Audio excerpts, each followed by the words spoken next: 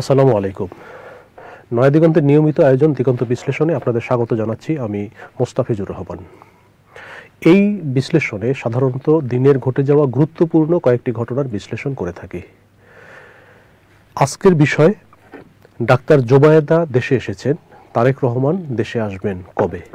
এ বিষয়ে বিশ্লেষণের জন্য আজ স্টুডিওতে আমন্ত্রণ জানিয়েছি নয়া দিগন্তের senior staff reporter Iqbal Majumdar তৌহিদকে। তৌহিদ ভাই, আপনাকে স্বাগত জানাচ্ছি আজকের আয়োজনে। প্রিয় দর্শক, আপনারা ইতিমধ্যে জেনে থাকবেন বিএনপি চেয়ারপারসন বেগম খালেদা জিয়া চিকিৎসার জন্য বিদেশ নিয়ে যাওয়ার অবস্থায় এখনো নেই। তার প্রস্তুত হতে আরও হয়তো সময় লাগবে। অসুস্থ থাকার কারণে দলীয় প্রচারণায় তিনি অংশ নিতে পারবেন কিনা, আসন্ন জাতীয় সংসদ নির্বাচনে দলীয় প্রচারণায় অংশ নিতে পারবেন কিনা সেটি এখনো নিশ্চিত নয়। অন্যদিকে দলের ভারপ্রাপ্ত চেয়ারম্যান তারেক রহমান তিনি বিদেশে অবস্থান আছেন।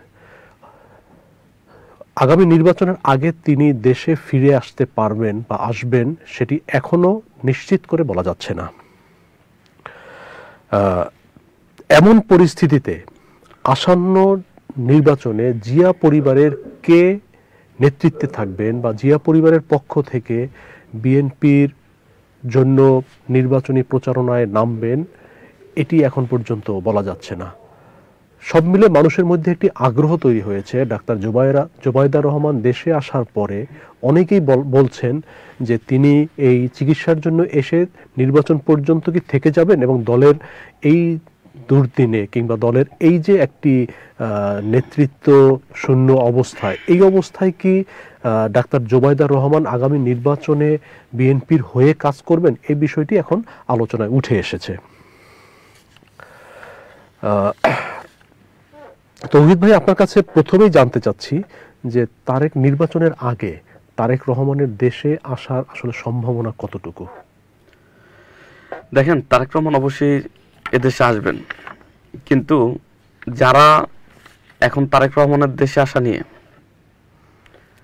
খুব আলোচনা করছে, আমি মনে করি এরা অতি উৎসাহী। কারণ আপনি যদি মনে করেন যে তারেক রহমানের দেশে আসা আর না আসা নিয়ে আগামী জাতীয় নির্বাচনের ফলাফলে বিএনপির কোনো প্রভাব পড়বে রেজাল্টে, বা বিএনপির যে প্রচারণা আছে সেই প্রচারণায় কোনো প্রভাব ফেলবে, সেটা আমি মনে করি না। কারণ আপনি দেখেন, গত 17 বছর ফ্যাসিস্ট আমলে এবং অন-11-এর সময় যখন -2 ফর্মুলা -4 ফর্মুলা অ্যাপ্লাই করা হয়েছিল, তখন কিন্তু তারেক রহমানকে মেরুদণ্ড ভেঙে এই দেশ থেকে যেতে বাধ্য করা হয়েছিল। তারেক রহমান দীর্ঘ সময় লন্ডনে চিকিৎসা করেছেন, দলের নেতৃত্ব দিয়েছেন, এবং সেই লন্ডন থেকেই কিন্তু সে দলকে ঐক্যবদ্ধ রেখেছে। শত চেষ্টা করেও আমাদের পার্শ্ববর্তী একটা দেশের গোয়েন্দা সংস্থা, আমাদের দেশের তৎকালীন যারা শাসক গোষ্ঠী ছিল, তাদের নানান কূটকৌশলের মাঝেও বিএনপির মধ্যে, বিএনপির নেতৃত্বের মধ্যে কোনো ফাটল ধরতে। আপনাকে আমি একটা উদাহরণ দিই। আমি 9 দিগন্তের আগে সংবাদের রিপোর্টার ছিলাম 2018 সালের নির্বাচনের আগে। ওই নির্বাচনে আপনার তারেক রহমান কিন্তু এতটা পরিপক্ক ছিল না। তখন কিন্তু সে নিউ কামার ভারপ্রাপ্ত চেয়ারম্যান, এর আগে সিনিয়র ভাইস চেয়ারম্যান ছিল। তখন আমি নাম উল্লেখ করবো না, আমার এক সিনিয়র বলেছিল, যেহেতু সংবাদ বাম ধারার গণমাধ্যম, যে তারেক রহমানকে খোঁচানো, বা আমি এটা বলতে চাই না, সংবাদ মাধ্যম এটাই না, এক সময় এটাও হয়েছে এদেশে, তার বিরুদ্ধে কথা বলানো যায় কিনা দলের নীতি নির্ধারণী ফোরাম বা কারো কাছ থেকে। আশ্চর্য হবেন আপনি, আজকে 2025 সাল, আজ থেকে 8 বছর আগে আমি দলের একাধিক স্থায়ী কমিটির সদস্যদের নানানভাবে কথা বলানোর চেষ্টা করেছি। তারা একটি লাইন তো দূরের কথা, একটি শব্দ তো দূরের কথা, তারা তারেক রহমানের নেতৃত্ব মেনে নিয়েছে।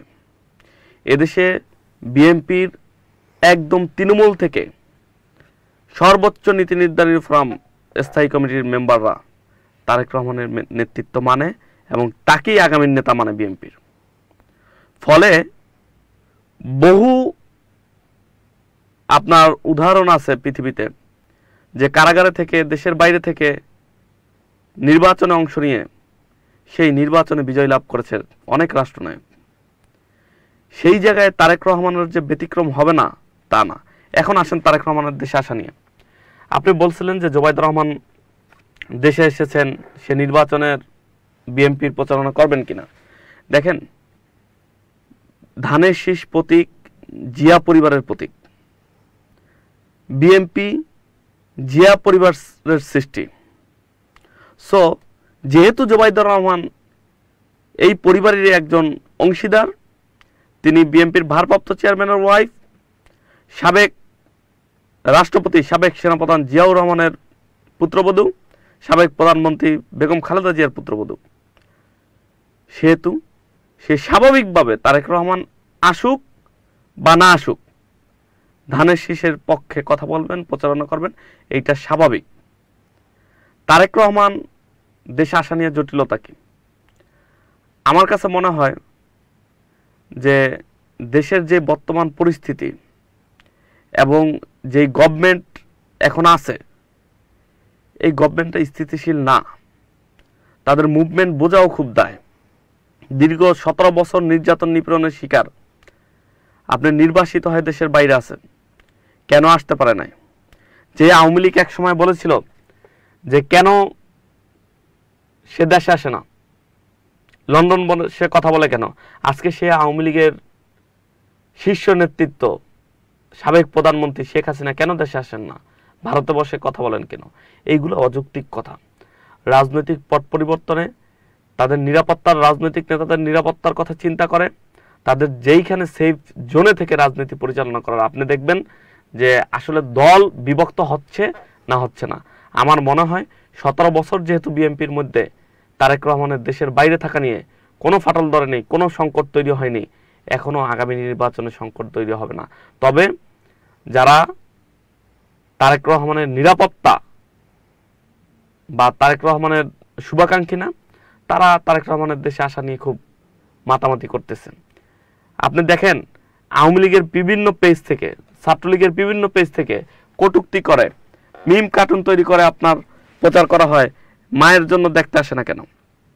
ভাই, তারেক রহমানের মতো দায়িত্বশীল জায়গায় থাকলে আপনার সিদ্ধান্ত নেওয়ার, আমি এর আগের টকশোতেও বলেছিলাম যে সিদ্ধান্ত নেওয়া, আপনি ভুলে গেছেন পার্শ্ববর্তী দেশ পাকিস্তান আমাদের সাথে অতীতে যারা একই রাষ্ট্রে ছিল, এই পাকিস্তানের বেনজির ভুট্টোকে হত্যা করা হয়েছে, ভারতের রাজীব গান্ধীকে হত্যা করা হয়েছে। এদেশে এই সাবকন্টিনেন্টের অনেক রাষ্ট্রনায়ক বা ভবিষ্যৎ নেতাদেরকে গুপ্ত হত্যা করা হয়েছে। আমি তো মনে করি না এখনো যে বাংলাদেশে তারেক রহমানের সেফটি দেওয়ার জন্য পর্যাপ্ত যেই সক্ষমতা থাকা দরকার সরকারের আছে, বা থাকলেও সেটা একজন রাজনৈতিক নেতা উপরে কতটুকু প্রয়োগ করবে সেইটাও দেখার বিষয়। কারণ দেখেন, এদেশে আরো অনেক রাজনৈতিক দলের নেতা আছেন। জামায়াত একটা এদেশের বড় রাজনৈতিক দল, আপনি এটা অস্বীকার করার কোনো সুযোগ নেই। 5 আগস্টের পরবর্তীতে বাংলাদেশের বৃহৎ দুইটা শক্তি তো, বিএনপি তো আগে থেকেই ছিল, জামাত অতীতে সংসদে প্রতিনিধিত্ব করছে, কিন্তু যদি বৃহৎ আকারে বলতে চান, আমি এই 5 আগস্টের আগে জামাতকে বৃহৎ কোনো শক্তি আর কি সংসদীয় আসনের বিন্যাসে যদি বলেন, বলবো না। কিন্তু 5 আগস্টের পরবর্তী সময়ে যেহেতু বিএনপির পরে রাজপথ এবং জনসমর্থনে জামায়াতের দ্বিতীয় অবস্থান, আপনি যদি বলেন যে জামায়াত আগামী নির্বাচনে 10টা আসন পাবে, তারপর জামায়াত দেশের বিরোধী দল, তার মানে আপনি যেহেতু এদেশে আরো একটা বড় রাজনৈতিক দল আছে, সেই দলের শীর্ষ নেতা আছে, আপনি সরকার কোন ফর্মুলায় সাবেক প্রধানমন্ত্রী হিসেবে অতি গুরুত্বপূর্ণ প্রোটোকল দিয়ে তাকে নিরাপত্তা দিচ্ছে বেগম খালেদা জিয়াকে, তারেক রহমানকে, হ্যাঁ লাস্ট আমি শেষ করি, লেট মি ফিনিশ, তারেক রহমানকে কোন প্রোটোকলে নিরাপত্তা দিবে সেটাও আমার দেখার বিষয়, বা সেটা সমালোচনা, বা সরকার সেটা কতটা ইচ্ছুক, এই অনেক সামগ্রিক বিষয় চিন্তা ভাবনা করার পরই তার নিরাপত্তা নিশ্চিত হওয়ার পর, দেখেন মানবিক দিকও যদি চিন্তা করা হয়, তারেক রহমান দিন শেষে রাজনীতিবিদের উপরে যে একজন মানুষ, তার জীবনের নিরাপত্তা এটা তার মৌলিক অধিকার এবং তার এটা রাষ্ট্রীয় অধিকার। এখন সেই ক্ষেত্রে তার একজন ব্যক্তির যদি জীবনের নিরাপত্তা হুমকির মুখে থাকে বা এরকম কোনো থাকে, শঙ্কা থাকে যে কোনো গুপ্ত হামলা বা কোনো কিছু যে কেউ, কারণ তার বিরুদ্ধে তো এখন আওয়ামী লীগ পরাজিত শক্তি তার বিরুদ্ধে উঠে পড়ে লেগে আছে, যে কোনো সময় বিমানবন্দরও তার গুলি করা হতে পারে, এটা তো অস্বাভাবিক কিছু না। তো আমার কাছে মনে হয় যে এইটা বিএনপির বিষয়, তারেক রহমানের পরিবারের বিষয়, জিয়া পরিবারের বিষয়, তারা সিদ্ধান্ত নিয়ে যেটা সেফ মনে করে তাদের পরিবারের সদস্যদের নিরাপত্তার জন্য সেই অনুযায়ী তারা সিদ্ধান্ত নেবে এবং তারেক রহমান সেই অনুযায়ী বাংলাদেশে আসবে। আর তারেক রহমানের নির্বাচনের আগে পরে বাংলাদেশে আসা নিয়ে মনে হয় না ভোটের মাঠে বিএনপির কোনো ইফেক্ট পড়বে। আরেকটা বিষয় একটু জানতে চাই যে বেগম খালেদা জিয়ার চিকিৎসা সংক্রান্ত আজকে বিকেলে তার ব্যক্তিগত চিকিৎসক ডাক্তার জাহিদ হোসেন সাংবাদিকদের ব্রিফ করেছেন এবং সেখানে তিনি বলেছেন যে তাকে বিদেশ নেওয়ার অবস্থায় তিনি এখন নেই এবং এটা বিদেশ নেওয়াটা অ্যাম্বুলেন্সের ইস্যু না, এয়ার অ্যাম্বুলেন্সের বিষয় না, এটা বিষয় হচ্ছে ডাক্তারদের মতামতের বিষয়। তো তার আসলে ওই বক্তব্যের পরে আপনার কাছে আর কোনো তথ্য আছে কিনা তার সর্বশেষ শারীরিক অবস্থা? এর আগে দুদিন আগে মনে হয় একটা টক শোতে আপনার সাথে কথা বলেছিলাম, তখনই আমি শঙ্কা প্রকাশ করেছিলাম যে হয়তোবা ম্যাডাম দেশের বাইরে যাওয়ার মতো ওনার শারীরিক কন্ডিশন বা এয়ার অ্যাম্বুলেন্স ওঠার মতো ওনার শারীরিক কন্ডিশন নেই। যদি ওনার শারীরিক কন্ডিশনের উপরে নির্ভর করবে, আজকে ডাক্তার জাহিদ যে কথাটা বলেছেন সেটা আমি আরো দুদিন আগে বলছিলাম যে ওনার বিদেশ যাওয়াটা হয়তো ওনার শারীরিক কন্ডিশনের উপর নির্ভর করবে। তো আজকে উনি এটা বলেছে। আমি সর্বশেষ ওনার একজন চিকিৎসকের সাথে কথা হয়েছে, তো আমি তাকে জিজ্ঞেস করেছিলাম ওনার স্বাস্থ্যের ব্যাপারে, বলছে যে দোয়া করেন। তার মানে বলার মতো কোনো পরিস্থিতিতে নাই, তবে উনি আগের চেয়ে ইমপ্রুভ আছেন।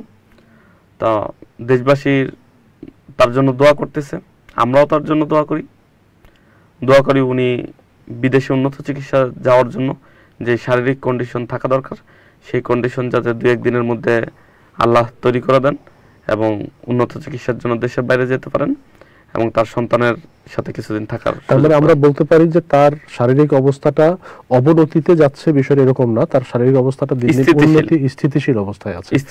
উন্নতি হচ্ছে সেটাও বলা যাচ্ছে না, উন্নতি হচ্ছে সেটাও বলা যাচ্ছে না, স্থিতিশীল অবস্থায় আছে। তো তৌহিদ ভাই, আপনাকে অসংখ্য ধন্যবাদ। আজকে অনেক দূর থেকে এবং অনেক ব্যস্ততার মধ্যেও আপনি আমাদেরকে সময় দিয়েছেন, এজন্য ধন্যবাদ আপনাকে। প্রিয় দর্শক, আজ এ পর্যন্তই।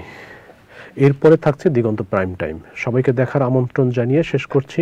আল্লাহ হাফেজ, আসসালামু আলাইকুম।